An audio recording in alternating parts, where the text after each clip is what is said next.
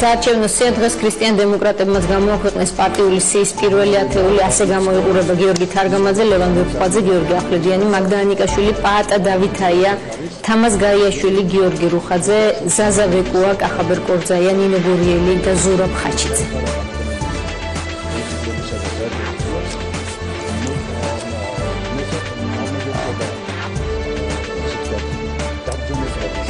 ამღერალი ზურაბ ხაჩიძე უპასუხოს პოლიტმეტრის შეკითხვებს საღამოშვიდობისა.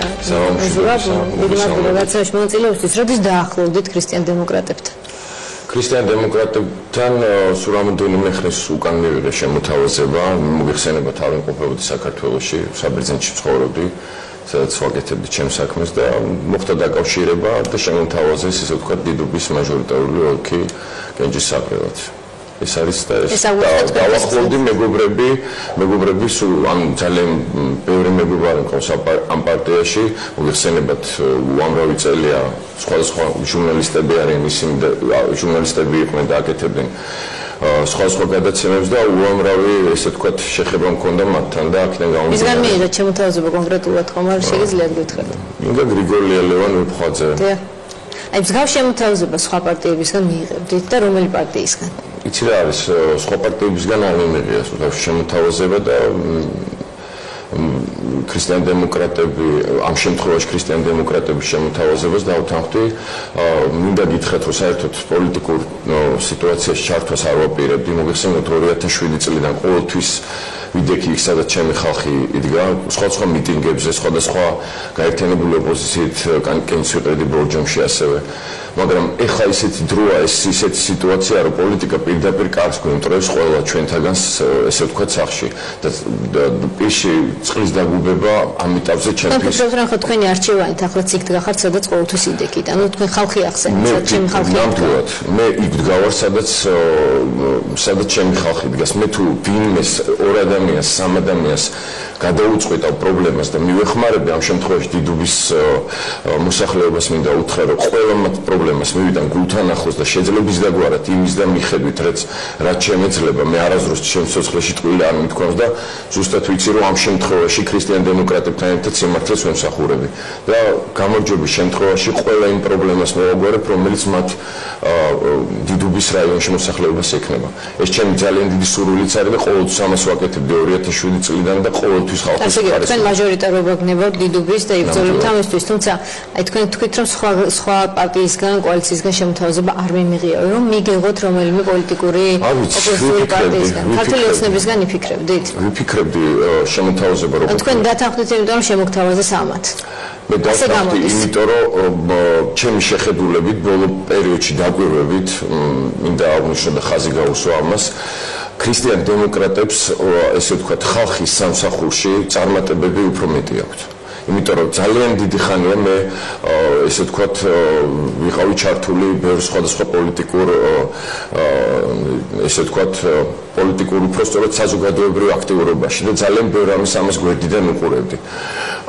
იქიდან გამომდინარე, რომ ეს ყველაფერი დადის ძალიან წრეზე, ანუ ხალხი ყოველთვის რჩება იმედგაცრუებული. მე უყურებ ქრისტიან დემოკრატები ნელ-ნელა ნაბიჯ-ნაბიჯ და იმ მიმართულებით არიან უკომპრომისოები ხელისუფლებასთან და აღწევენ იმ წარმატებებს, რაც საზოგადოებაში ძალიან პრობლემატურია. წარმატებების ნუსხა თუ გაქვთ? წარმატებების ნუსხა ძალიან ბევრი შეიძლება ჩამოთვალოთ. ძალიან ბევრი საკითხი, რომელიც ამ თუ იმ დეპუტატს, ანუ გაუჟღერებია ამ თუ იმ ქრისტიან დემოკრატიული მოძრაობის წევრს პარლამენტში და დაუყენებია ხელისუფლებისთვის ძალიან მწვავედ.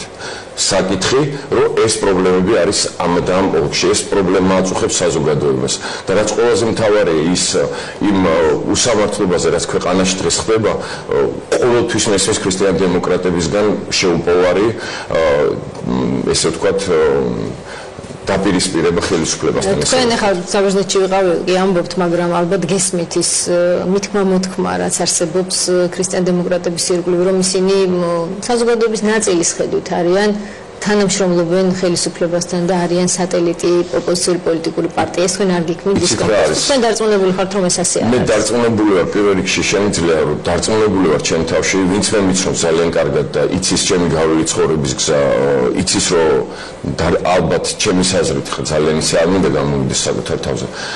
იცის რომ მე არ მიყვარს ტყუილი, მე ვარ წესიერი და პატიოსანი. აქედან გამომდინარე მე ვფიქრობ იმას რომ ქრისტიან დემოკრატებთან ერთად იმ პრობლემებს რომელიც ჩემს წინაშე დადგება დიდუბის მაჟორიტარობაში ამ შემთხვევაში მე მივიტან საქართველოს პარლამენტამდე და ამას ხმამაღლა განვაცხადებ. თუ ფოკუსირებული ხარ დიდუბეზე, ესე იგი სულ არ ქონდა მნიშვნელობა გამოდის ვისი სახელით იქნებოდით თავარია დიდუბელების პრობლემები მიტანთ პარლამენტამდე.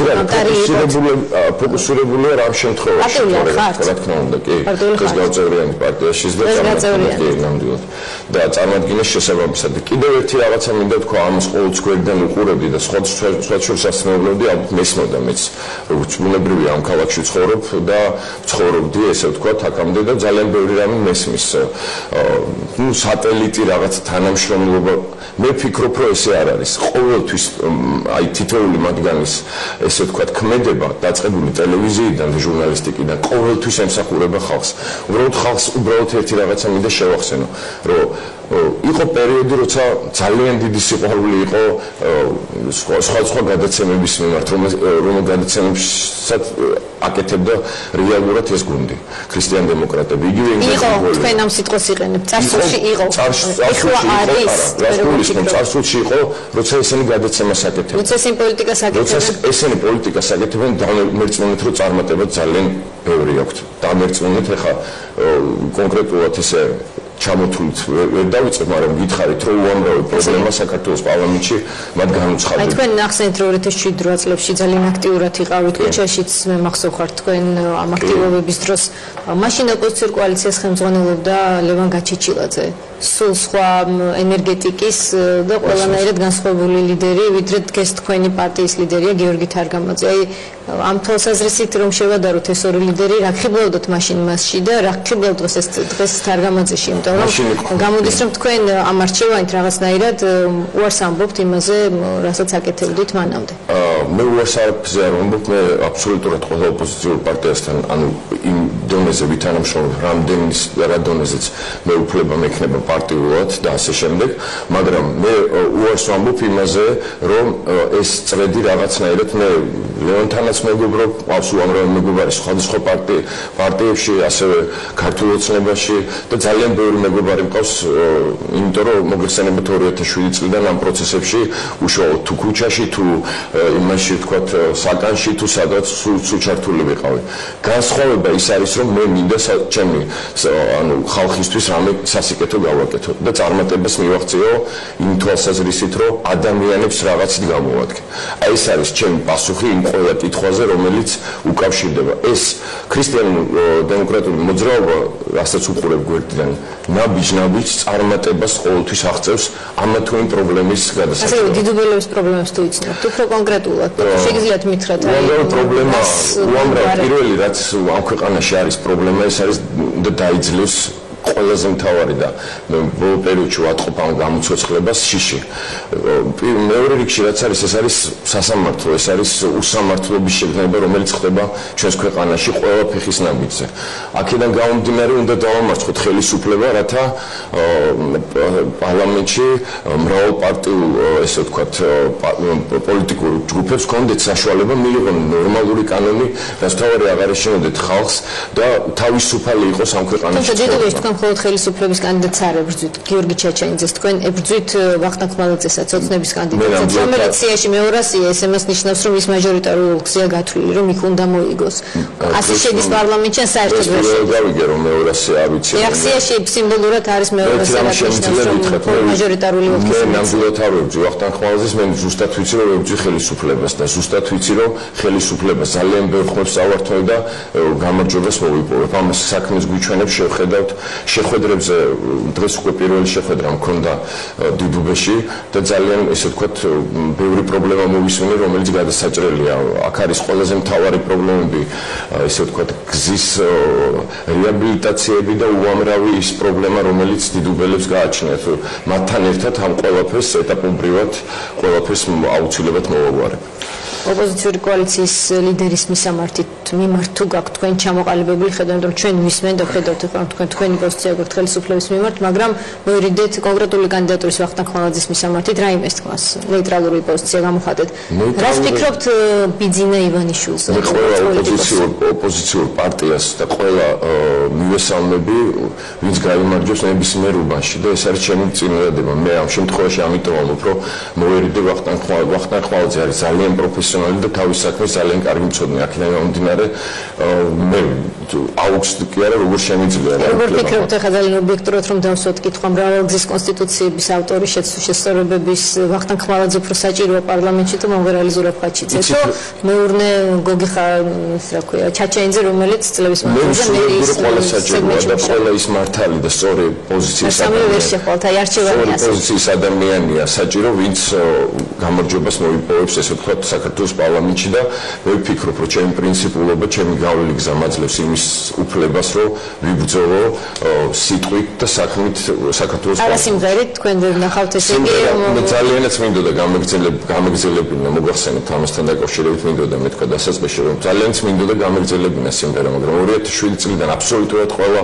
ეთერი არის დაკეტილი ის რომ უსამართლობა ქვეყანაში ძალიან რთულია აკეთო ის საქმე რომელიც ემსახურება ხალხის ესე ვთქვათ სხვა გართობით სანახაობა ძალიან რთულია აკეთო ის საქმე როცა ხელისუფლება პირდაპირ გიპირისპირდება და პირდაპირ გადაცემებში ხაზი გაქვს გადასმული არ გიწევენ სხვა გადაცემებში და კიდევ ერთი რაც მინდა გითხრათ რომ მოგილოცავთ პირველად ვარ თქვენ სტუდიაში და გილოცავთ იმედი მაქვს თქვენს ტელევიზიაში მაინც ექნება ღია პანჯარა სადაც ვილაპარაკებ სიმართლეს და ყველას ექნება ჩვენს ტელევიზიაში ღია პანჯარა განურჩეულად მწამსის შეხედულების სქესის პოლიტიკურ მოსაზრებებს და ასე შემდეგ დაბრუნებრივია კონსტიტუციის ფარგლებში მადლობა ზურაბ ხაჩის რომელსაც აქვს ამბიცია და პრეტენზია რომ გახდეს დიდუბის მაჟორიტარი დეპუტატი მადლობა Facebook-ი რამდენიმე წუთში